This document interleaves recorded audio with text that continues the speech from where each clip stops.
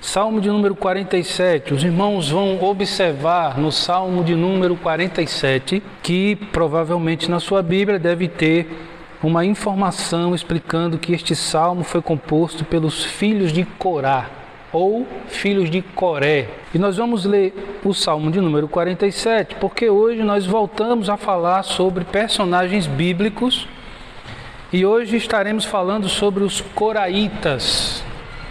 Os filhos de Corá. Nós vamos descobrir quem foram e o que eles deixaram como legado para nós. O que eles ensinam para nós de acordo com as Escrituras. Diz assim o Salmo: batei palmas todos os povos, celebrai a Deus com vozes de júbilo, pois o Senhor Altíssimo é tremendo, é o grande Rei de toda a terra. Ele nos submeteu os povos e pôs sob os nossos pés as nações. Escolheu-nos a nossa herança, a glória de Jacó, a quem Ele ama. Subiu Deus por entre aclamações, o Senhor ao som de trombeta. Salmodiai a Deus, cantai louvores, salmodiai ao nosso Rei, cantai louvores. Deus é o Rei de toda a terra, salmodiai com harmonioso cântico. Deus reina sobre as nações, Deus se assenta no seu santo trono. Os príncipes dos povos se reúnem, o povo de Deus de Abraão, porque a Deus pertencem os escudos da terra, ele se exaltou gloriosamente.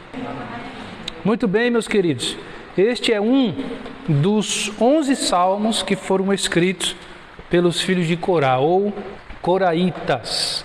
E antes que nós possamos falar a respeito, vamos orar mais uma vez, por favor? Feche os seus olhos, curve a sua cabeça. Nós vamos orar a Deus e pedir que Ele nos abençoe na compreensão da sua palavra. Deus amado, Deus querido, Deus grande, o Deus que se exaltou a si mesmo. Nós queremos, Senhor, te agradecer pela tua bondade, pela tua presença nas nossas vidas, por tudo que o Senhor tem feito sobre nós. Neste momento, Senhor, nós queremos te pedir que o Senhor fale conosco através da tua palavra, não apenas o Salmo de número 47, mas todas as referências que consultaremos ao longo do nosso breve estudo sobre os coraitas. Aquela parte da família dos levitas que foram muito importantes na história do teu povo. Que o Senhor fale conosco de maneira clara e objetiva para que compreendamos a tua palavra e sejamos edificados nessa noite. Ainda que a tua palavra nos incomode, nos traga algum tipo de incômodo, mas que assim seja, ó Deus, se for para glorificar o teu nome e para nos moldar nessa noite. Nós queremos, ó Deus, te agradecer porque o Senhor permitiu que nós buscássemos o Senhor nessa noite. O Senhor permitiu que nós louvássemos ao teu nome com cânticos. O Senhor permitiu que intercedêssemos nessa noite, que recebêssemos os visitantes e que pudéssemos desfrutar desta comunhão. E agora, nós queremos te agradecer porque o Senhor nos abençoará com a tua palavra. Nós oramos assim em nome de Jesus. Amém. Muito bem, meus queridos, nós vamos falar sobre os coraitas. Eu vou utilizar essa palavra para falarmos deste povo tão importante, tá? Os coraitas, como eu disse, foram os filhos de Corá. Corá foi um levita na história do povo de Deus. E como levita, ele teve um papel importante durante a história dos hebreus, do povo de Deus no Antigo Testamento. Corá ou Coré é a mesma coisa, é o mesmo nome, traduzindo do hebraico para o nosso português. É interessante que Corá significa alguém que é calvo. E eu achei muito interessante esse significado, porque eu sempre digo aqui que se você quiser entender boa parte da palavra de Deus, você vai resolver muitas das suas dúvidas definindo os nomes próprios. Eu sempre digo isso e sempre repito. Principalmente no Antigo Testamento, quando você está lendo sobre alguém ou sobre um lugar, você pega o nome próprio daquela pessoa ou daquele lugar e procura o seu significado e você vai descobrir muita coisa. Quando você olha para Corá, que significa calvo, é algo muito interessante, porque na lei do Antigo Testamento, para que um levita servisse no tabernáculo ou no templo, ele não poderia ser calvo. Isso é muito interessante. Só que a lei diz que ele não poderia ser calvo de maneira intencional, ele não poderia raspar o seu cabelo nem a sua barba, certo? No caso de Corá, ele não raspava a sua cabeça, ele era naturalmente calvo. Então isso fazia com que dentro do povo, dentro dos levitas, ele fazia parte dos levitas, ele só podia ser um auxiliar dos sacerdotes.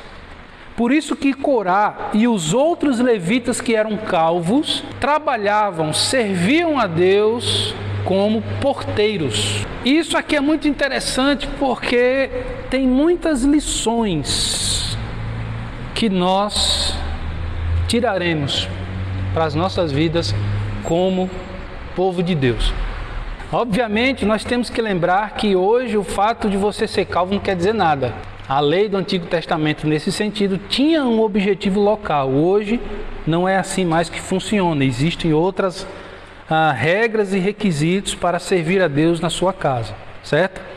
Bom, diante disso, eles tinham o ofício de trabalharem, servir na casa de Deus, ou seja, no templo ou antes no tabernáculo, como porteiros. Você pode ver isso, por exemplo, eu não vou abrir agora, mas você pode anotar aí em 1 Crônicas capítulo 9 e o capítulo 26. Então, quando você lê esses dois capítulos do primeiro livro das Crônicas, você vai ver lá uma lista dos filhos de Corá que serviam como porteiros. Ok?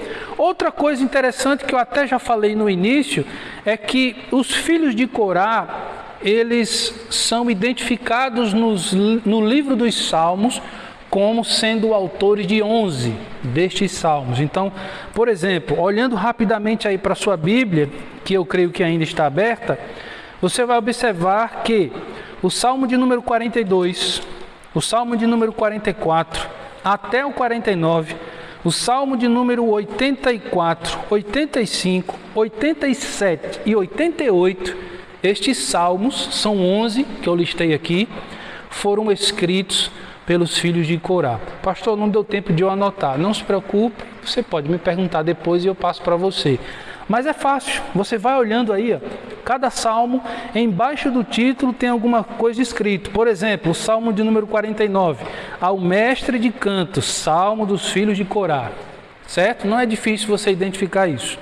Quando você lê um salmo em que não diz quem é o autor, obviamente é porque não se sabe quem é o autor.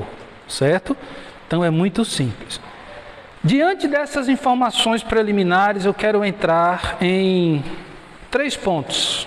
Já vou adiantando que serão 3 pontos em que nós tiraremos como lições para as nossas vidas através do que os filhos de Corá ou coraitas deixaram para nós.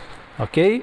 Primeira lição que eles nos ensinam através das Escrituras: servir além de posições e cargos. A primeira lição é essa: servir além de posições e cargos. Pergunta que eu sempre me faço quando me lembro deste assunto: se você que tem uma posição, um cargo na igreja que você serve, obviamente a maioria aqui é da PIB Viçosa, então, se aquela posição, aquele cargo que você exerce lhe for tirado, você continua servindo a Deus? Isso é uma pergunta difícil, porque o nosso orgulho nos incomoda. Você que é diácono da PIB Viçosa, se a partir de agora você não exerce mais esse ofício, você vai continuar vindo para a igreja? Você vai continuar servindo a Deus? E se eu, como pastor, a partir de agora não for mais o pastor de vocês? Será que eu vou continuar servindo a Deus? Vocês percebem como essa pergunta ela é difícil, ela nos incomoda? É uma pergunta difícil. Mas e você que ainda não tem um cargo, ainda não tem uma posição na igreja, mas almeja, deseja, e até certo ponto não há nada de errado nisso, Imagine que você descobre que nunca vai assumir essa posição. E aí? Você vai continuar disponível na igreja ou não? Então, a primeira lição que os coraitas nos ensinam é que nós devemos servir além, ou seja, independentemente de posições e cargos. Você pode não ter nenhuma posição na igreja, mas você faz parte da igreja e você está aqui para servir. Nós estamos aqui para servir, sim ou não? Arrisco a dizer aos irmãos que eu sou o primeiro servo desta igreja como pastor. Não sou melhor do que ninguém, mas estou aqui para servi-los. Então, queridos, essa é a primeira lição que muito nos incomoda. Bom, como nós estamos falando dos coraitas e não especificamente do Salmo de número 47, então eu vou convidar você para ir comigo ao Novo Testamento, no Evangelho de Marcos, o segundo livro do Novo Testamento. Vou pedir que você acompanhe comigo Marcos capítulo 10. Do versículo 35 ao 45, nós não vamos ler esse texto todo, nós vamos citar alguns destes versículos, mas é importante que você mantenha a Bíblia aberta nesse texto, porque você vai passando os seus olhos nele, tá? Quando nós estamos falando que devemos servir além de posições e cargos, olhando para Marcos capítulo 10, versículos 35 ao 45, nós temos aqui algumas coisas, algumas informações interessantes. Por exemplo, no reino de Deus, os coraitas existem para servir. Eu estou usando o termo coraíta como um símbolo, tá? Eu estou dizendo biblicamente que nós fomos chamados para sermos coraitas, ou seja, servos no reino de Deus. Olhando para Marcos capítulo 10, a gente vai lembrar que esse trecho do Novo Testamento, ele vai falar de um pedido que foi feito por Tiago e João a Jesus, quando eles disseram assim: Mestre, quando o Senhor for para a tua majestade, permita que eu sente à tua direita e meu irmão à tua esquerda. É o fraco, né? Olha que pedido. O Senhor pode fazer isso, é o que está escrito aqui em Marcos 10, 35 ao 45, certo?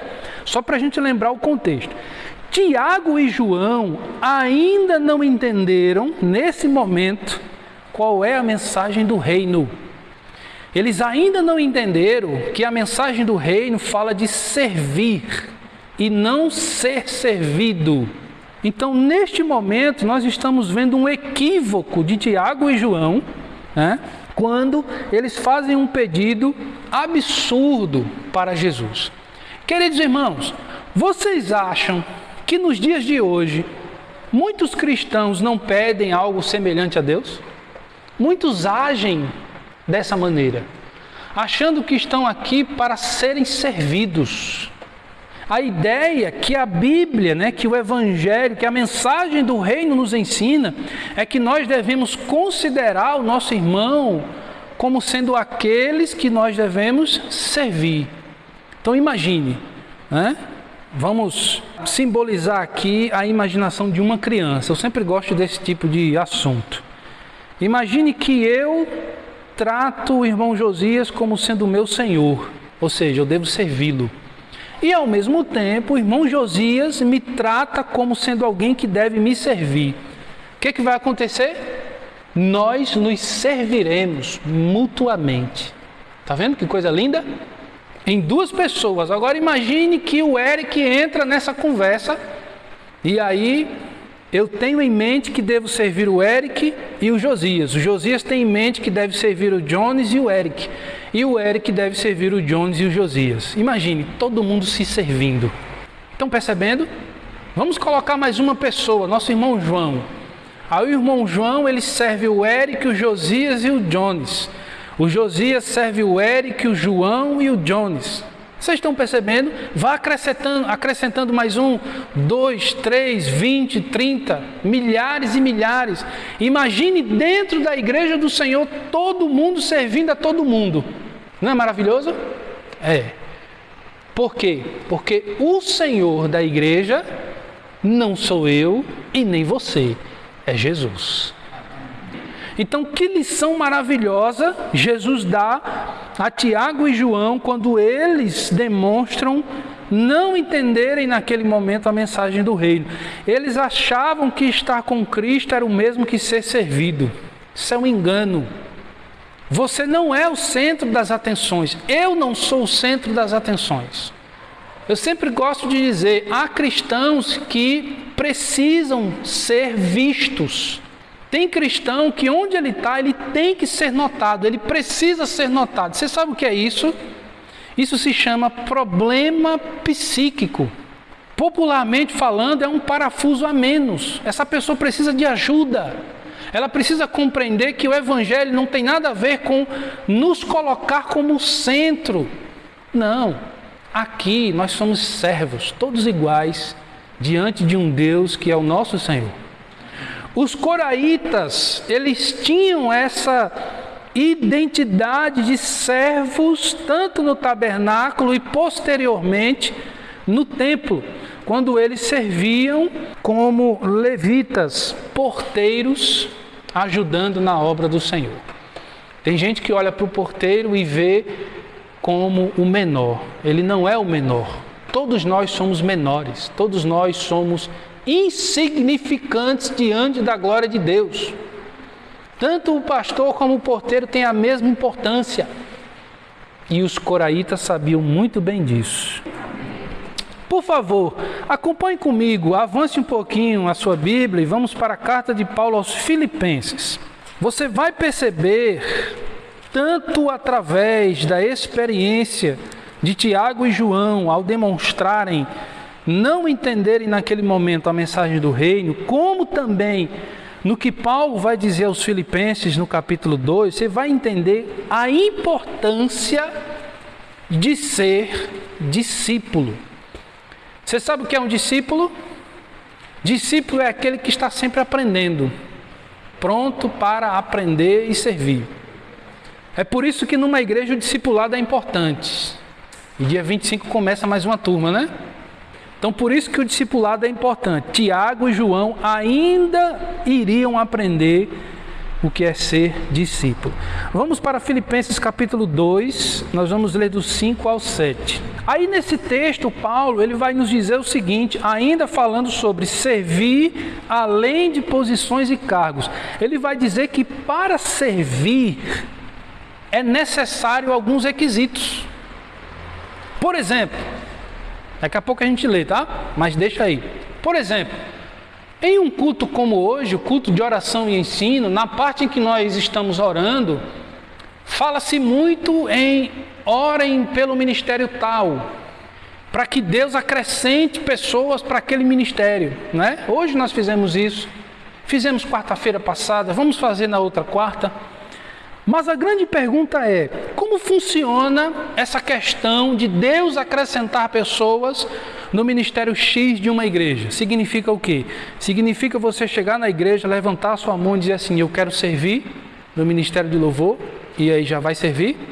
Eu quero servir na MCM, e aí já vai servir? Não, existem requisitos, e são muito importantes. Olhando para Filipenses 2, do 5 ao 7, Paulo diz assim, tenham em vós o mesmo sentimento que houve também em Cristo Jesus, pois ele, subsistindo em forma de Deus, não julgou como usurpação o ser igual a Deus. Antes, a si mesmo se esvaziou, assumindo a forma de servo, tornando-se em semelhança de homens e reconhecido em figura humana. Versículo 8. A si mesmo se humilhou, tornando-se obediente até a morte e morte de cruz. Paulo está dizendo aqui para os filipenses o seguinte, para servir é necessário algumas coisas. Primeiro, para servir você precisa ser Deus. Preste atenção nisso aqui. Olhando para Filipenses 2, do 5 ao 8. Para servir você precisa ser Deus. Sendo Deus, você precisa se fazer humano. Você precisa dar a sua própria vida e depois ressuscitar a si mesmo. Você pode fazer isso? Quem pode fazer isso? Jesus. Porque Paulo está dizendo o seguinte, tenham em vós o mesmo sentimento que aconteceu em Jesus. Sentimento de quê? Que sentimento é esse? Chorar, se arrepiar, se emocionar, pular, rodar, plantar bananeira. Qual sentimento é esse? Versículo 7. O que está escrito no versículo 7? Assumindo a forma de servo. Aconteceu em Jesus o quê? Ele colocar-se como servo. Vocês estão entendendo a questão? O próprio Deus esvaziou-se da sua própria glória, sem deixar de ser Deus. Esvaziou-se de todo o seu poder para ser um servo. Mas tem gente que quer o quê? Quer ser Deus, para depois se fazer humano, para depois dar a sua própria vida e para depois ressuscitar a si mesmo. Não vai a lugar nenhum. Não. Só um poderia ter feito isso e só um fez. E de uma vez por todas, não precisa ser feito de novo. Jesus. Agora, de tudo isso que ele fez, Paulo deixa bem claro, nós precisamos fazer uma coisa: sermos servos. Amém? Então, queridos, ninguém é Deus, ninguém se faz humano, ninguém dá a sua própria vida, tampouco ninguém pode ressuscitar a si mesmo, só o Senhor Jesus. Mas os servos coraitas, calvos, que só podiam atuar na portaria do templo e do tabernáculo, eles participam do mesmo sentimento de Jesus, de serem servos. Por isso que o primeiro ponto fala de servir além de posições e cargos. Você sabe o que significa ter uma posição e um cargo na igreja? Significa que você está recebendo uma responsabilidade maior, só isso. Significa que você presta contas maiores. Significa que se você é um oficial da igreja, ou seja, pastor ou diácono, você tem uma conta maior para prestar diante de Deus e diante da igreja. Se você é líder de um ministério, se você é professor de escola bíblica, cuidado, Eric. Cuidado, porque essa área não é fácil. Cuidado, irmão João, irmão Tony, irmã Rose, diáconos da nossa igreja. Mas graças a Deus que o Senhor preparou vocês, como aos demais, para assumir as suas posições e cargos, dependendo das necessidades da igreja e da vontade de Deus. Servir além de posições e cargos. Segundo ponto, ou segunda lição que os coraitas nos ensinam nessa noite.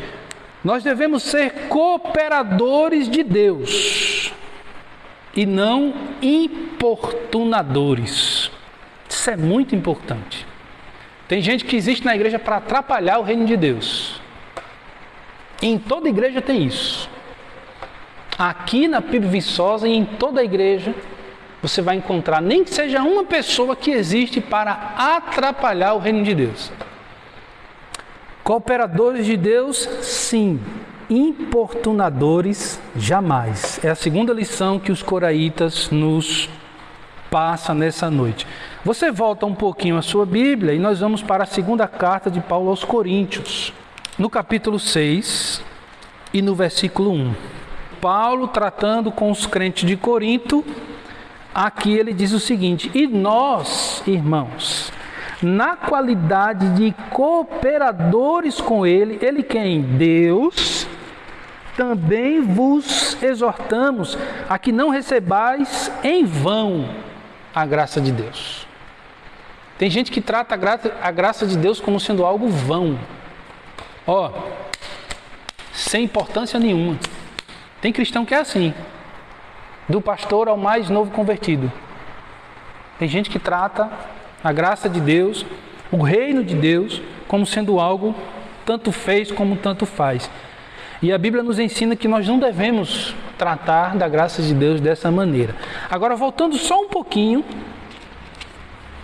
1 aos Coríntios, no capítulo 3, eu vou destacar aqui o versículo 4 até o versículo 9, E assim como fizemos lá em Marcos, eu vou citar aqui algumas informações e os versículos nós vamos citando de acordo com a necessidade. 1 Coríntios capítulo 3, versículo 4 ao 9. No reino de Deus, os coraitas, ou seja, os servos, existem para cooperar e não para importunar, ou atrapalhar, ou atrasar. Certo? Esse texto de 1 Coríntios capítulo 3, do 4 ao 9, tem algumas informações muito importantes. Por exemplo, muitos fazem dos servos do Senhor os seus próprios ídolos. Exemplo, você tem aquele irmão na igreja que é uma bênção, um grande servo. De repente pode ser um professor de escola bíblica, um diácono, um pastor, um músico. E tem gente que faz dele o seu ídolo. De repente até o próprio pastor. E quando a pessoa sabe que aquele irmão não vai pregar, ele não sente vontade nem de ir à igreja. Se não for ele, o professor escalado para dar aula na escola bíblica, ele nem sente vontade de ir para a igreja. Você sabe o que é isso? Isso é idolatria. Isso é pecado. E a Bíblia diz que idolatria é uma prática de quem não foi encontrado por Deus. Os idólatras vão para o inferno. Diga amém. Entenderam? Então, queridos, aqui no capítulo 3 de 1 Coríntios, Paulo está tratando deste assunto delicado com os cristãos ali em Corinto, só que agora na sua primeira carta. Ainda no versículo 4, Paulo vai dizer o seguinte: muitos agem como se fossem homens sem Deus. Então você olha para aquele irmão que é uma bênção e para aquela irmã que é uma bênção. Aí um vai dizer assim: eu prefiro esse. Não, eu prefiro aquela irmã. Não, quando é aquele professor é muito melhor. Quando é aquele irmão que está tocando, é bom demais. Ou seja, eu sou de Paulo, eu sou de Apolo, eu sou de Pedro, de João. Ninguém é de Cristo. Fica só nesse pecado chamado idolatria. No versículo 5, Paulo diz o seguinte: estes esquecem que os servos de Deus são providências divinas. Então, estes que nós reconhecemos como bênçãos no reino de Deus, mas que os tratamos como ídolos, na verdade, eles são providências de Deus. Então você olha para aquele professor de escola bíblica que é uma bênção. Você sabe o que ele é no reino de Deus? Ele é a providência de Deus para edificar a igreja. Aquela irmã sábia, exemplar, que se veste bem, que não mostra o seu corpo, que não vive fofocando, mentindo, arrumando confusão, ela é uma bênção, porque Deus providenciou aquela bênção no meio da igreja para ser um exemplo de edificação da própria igreja. E muitas vezes nós queremos tratar as bênçãos de Deus como sendo ídolos. E é isso que Paulo está tratando aqui. Os coraitas, lá no Antigo Testamento, eles estão certos de quem eles são. Eles não precisam de mais nada, porque eles sabem qual é o papel deles no reino de Deus. Qual é o seu papel? Qual é o meu papel? De uma forma geral, servir. Cada um na sua posição. Ok? Versículos 6 e 7 de 1 Coríntios 3... o que somos e temos é providência de Deus. Leia comigo o 6 e o 7. Paulo diz assim: eu plantei, Apolo regou, mas o crescimento vem de Deus. Se Paulo não plantasse, e agora? Acabou, não tem mais nada. Não. Você acha que Deus só tem Paulo para plantar? Se Paulo plantasse e Apolo não regasse, acabou? Será que Deus só tem Apolo para regar? Todos nós somos substituíveis. Todos nós, eu e você. Todos nós somos substituíveis. O único que não é substituível é Cristo. Se eu não pregar, o evangelho não acaba não. O reino de Deus não acaba não, porque o reino de Deus não é meu. Eu sou apenas uma peça minúscula em todo esse sistema arquitetado e criado pelo soberano, o Deus de Israel. Versículo 9.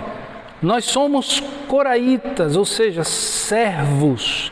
Nós somos lavoura, nós somos edifício, nós somos cooperadores de Deus. Nós não somos Deus. Entendeu a mensagem? Versículo 9. Porque de Deus somos cooperadores, lavoura de Deus, edifício de Deus. Sois vocês e eu. Amém? Então, queridos, a segunda lição que os coraitas nos ensinam nessa noite é que nós devemos ser cooperadores de Deus, sim. Importunadores, jamais.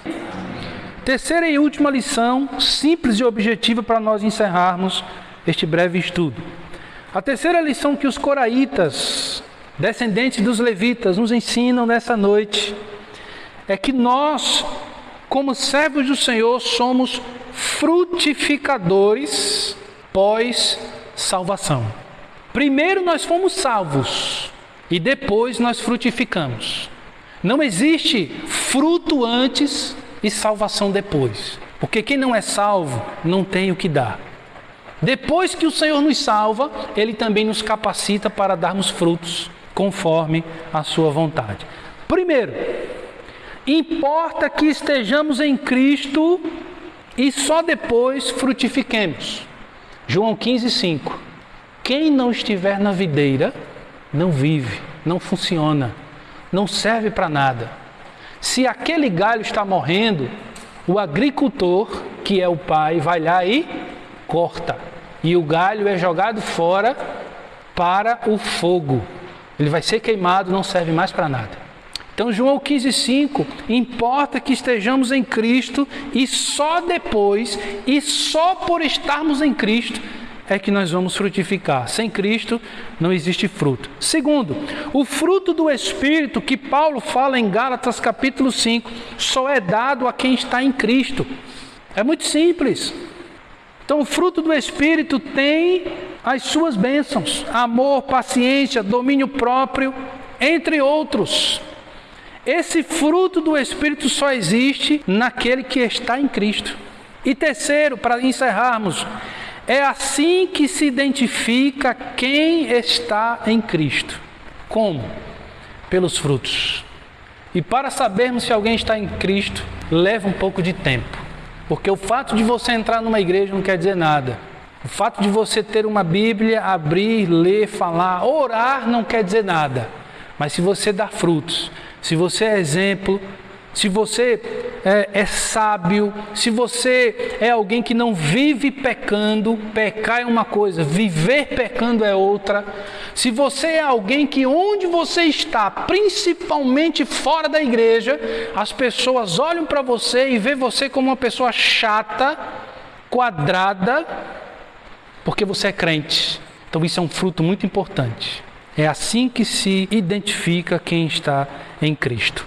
Nós falamos nessa noite sobre os coraitas, os filhos de Corá, que compuseram 11 salmos, que serviam como porteiros no tabernáculo e no templo do Senhor. A exemplo destes, nós precisamos servir a nossa igreja. Nossa igreja precisa de pessoas para rebocar uma parede, para consertar uma coluna que foi quebrada, para exterminar cupins. A nossa igreja precisa de uma calha para evitar que aquele corredor do meu lado esquerdo, do lado direito de vocês, fora do templo, não seja um problema quando vocês quiserem ir no banheiro em tempo de chuva. A nossa igreja precisa de salas para crianças. Por que não dizer a nossa igreja precisa de ar-condicionado? E quem vai fazer isso? Do nada. Deus? Não. O que foi que Deus criou do nada, professor? Deus criou do nada o quê? Todas as coisas. Mas quem vai rebocar as paredes, retelhar a igreja, somos nós, os coraitas.